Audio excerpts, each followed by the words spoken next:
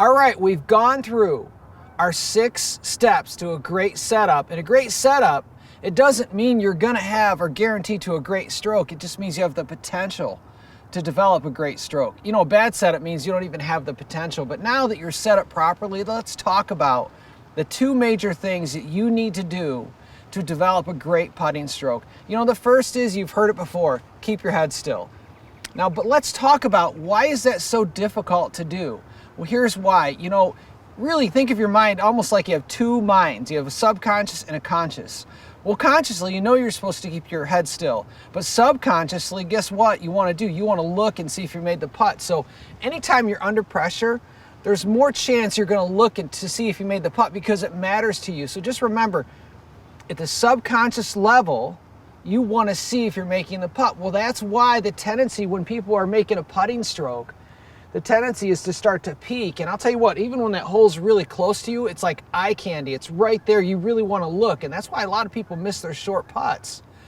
So you need a way to combat consciously your subconscious so that you don't look at it when you're trying not to move. So here's a great tip for that I think helps people a lot.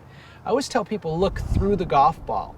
Now, so what that means is I'm focused, I get set up, the last thing I think about is just stay focused and look through the golf ball. So that should mean that as the putter strikes the golf ball, I look through it, I can see the grass underneath the golf ball. That's a great tip to learn to keep your head still. Why is it so important? Well, putting is a pendulum motion.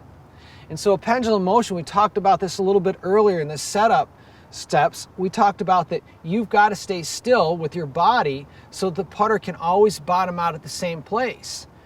If you move your head, you're going to tend to move your upper body, and that's going to change the bottom of your putting stroke, so you're not going to make solid contact. It's so important that you keep your body still so the putter always bottoms out at the same place so you make square, solid contact. So you've got to learn to stay still, but if you move your head, you're going to tend to move your body.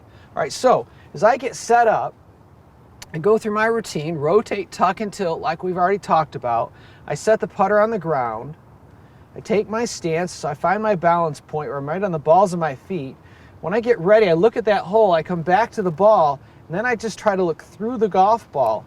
So as I look through the golf ball, my head stays right there. I'm looking at the grass underneath the golf ball, and as I do that, I stay still, I make solid contact. You'll make so many more putts if you learn to do that. I promise you, practice looking through the ball, and it will really work for you.